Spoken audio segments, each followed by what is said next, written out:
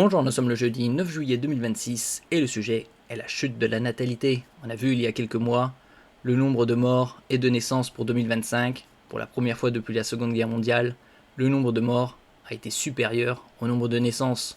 En 2026, ça va s'accentuer. Le nombre de personnes ne souhaitant pas avoir d'enfants a doublé en 10 ans en France. Selon une étude de l'Institut national d'études démographiques INED, 12% des Français, environ un huitième, déclarent aujourd'hui ne pas souhaiter d'enfants. C'est 2 fois plus qu'en 2005, car de 2 décennies. En cause notamment une perception contraignante de la maternité et une inquiétude croissante quant à l'avenir. C'est surtout un bourrage de mou de la part des médias. Avoir un enfant, ça coûte cher, les études, ça prend du temps, faut trouver une nounou, une place en garderie, et également c'est mauvais pour la planète. Une chute de la natalité aux facteurs multiples.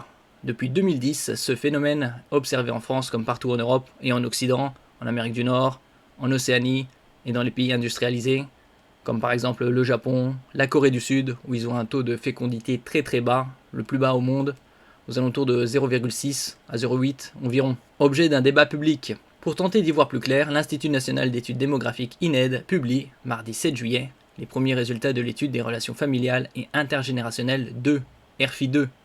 N'oubliez pas de vous abonner pour plus de news nationales, européennes et internationales sur ce monde dans lequel nous vivons. Ici l'étude, je mettrai les liens en description. Cette étude s'adresse aux femmes et aux hommes âgés de 18 à 79 ans en 2024 et concerne toutes les situations familiales, en couple ou célibataire, avec ou sans enfants, avec ou sans emploi. Ici on peut voir directement les stats.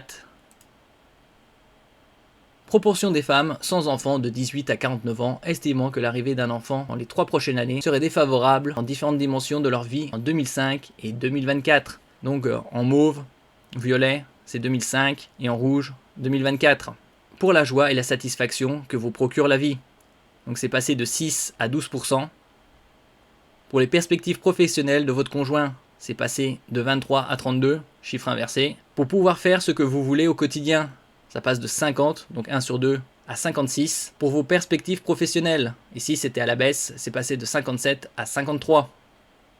Ici, étude réalisée en 2024 auprès de 12 800 personnes âgées de 18 à 79 ans en France hexagonale, donc dans la métropole, sélectionnées de façon aléatoire pour mesurer et analyser les évolutions des comportements familiaux, des parcours conjugaux et des relations entre les générations. Des enfants, mais plus tard. On a vu également un taux de fécondité baisser, on doit être aux alentours de 1,5, plus ou moins, d'après les dernières stats. Comme je disais précédemment, en 2025, il y a eu plus de morts que de naissances, et en 2026, ça va s'accentuer. En France, le report de l'âge d'entrée en maternité continue aussi de reculer. Parmi les femmes âgées de 35 à 49 ans, la proportion de celles qui sont devenues mères avant l'âge de 35 ans a baissé de 84% en 2005 à 75% en 2024. Et la part de celles qui sont devenues mères à 35 ans ou plus a doublé, passant de 4 à 8%. Dans cette tranche d'âge, entre 2005 et 2024, donc 2 décennies d'écart, le nombre de femmes déclarant rester volontairement sans enfants est resté stable à 5% des répondantes. Celles sans enfants mais ayant encore l'intention d'en avoir ou souhaitant idéalement en avoir, quant à lui, passé de 3% en 2005 à 8% en 2024.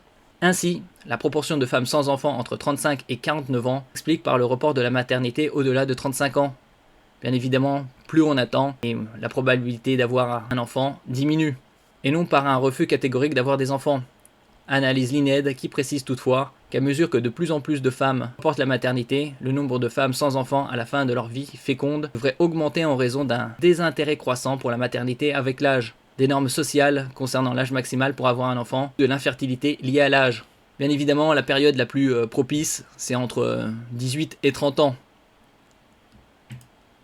Merci pour votre écoute et à la prochaine.